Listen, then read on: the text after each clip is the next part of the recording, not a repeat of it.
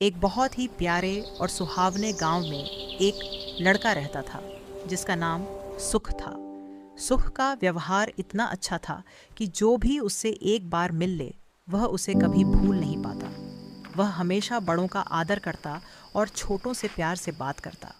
सुख एक साधारण किसान परिवार से था, लेकिन उसका परिवार बहुत ही सुख समृद्ध था, मन से भी और जीवन से भी। उसके पिता का नाम रामू था।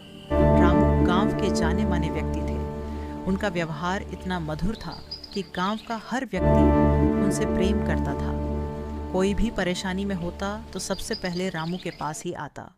सुख की माताजी बहुत ही धार्मिक और संस्कारी महिला थीं। घर की हर जिम्मेदारी वे बड़ी शांति से निभाती थीं।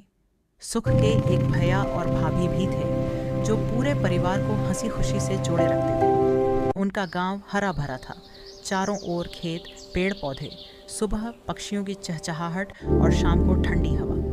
गांव के लोग आपस में बहुत मेल भाव से रहते थे। किसी के घर में खुशी हो या दुख, पूरा गांव साथ खड़ा रहता था।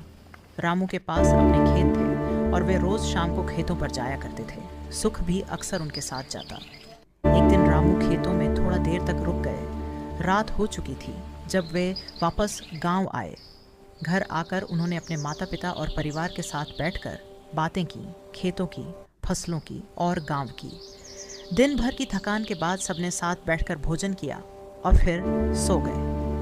अगली सुबह ठीक 5 बजे गांव में हल्की सी ठंडी हवा चल रही थी। रामू खेतों को देखने के लिए निकल पड़े। उसी समय सुख के भैया और भाभी भी बाइक पर सवार होकर सुबह की ताज़ी हवा का आनंद लेने निकल गए।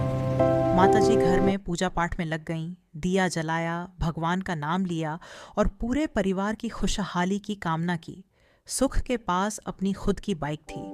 वह बाहर आंगन में खड़ा होकर सुबह के उस शांत वातावरण को महसूस कर रहा था। उसे अपने गांव, अपने परिवार और अपने जीवन पर बहुत गर्व हो रहा था। उसे लगा कि सच्चा सुख धन में नहीं, बल्कि अच्छे व्यवहार, परिवार के प्रेम और गांव की सादगी में है। और यही कारण था कि उसका नाम सुख सच में उसके जीवन को पूरी तरह दर्शाता था।